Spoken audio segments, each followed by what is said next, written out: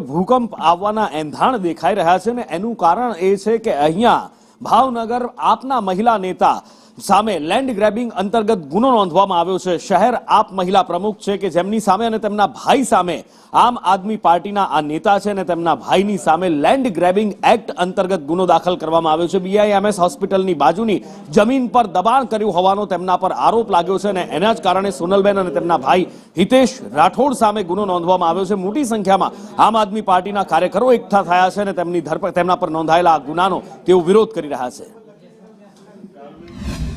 આની સામે અમે લોકો કાનૂની કાર્યવાહી કરી હાલમાં અમે નીચેના કોર્ટથી લઈ ઉપર કોશિંગ સુધીની લડત આપશું। ફરિયાદી છે, ખૂબ જ મોટા સમાજસેવક છે, આપ પાર્ટી સાથે જોડાયેલા છે ને આપ મહિલા મોરચાના પ્રમુખ છે। ફરિયાદી બીમ્સ હોસ્પિટલના માલિકો છે, જે મોટા ડોક્ટરો ને ખૂબ જ વગવાળા વ્યક્તિઓ છે, જેનો પૈસાનો અને વગનો પૂરેપૂરો ઉપયોગ કરી આવી ખોટી ફરિયાદો અનેક વખતો કરેલી છે અને એ કોઈ ફરિયાદો ન ટકતા લેન્ડ ગ્રેબિંગની ફરિયાદો એમને ખૂબ જ એમના વગને પૈસાના જોરે દાખલ કરાવી છે એવું દેખાઈ આવે છે અત્યારે। તો આગળ આપને બતા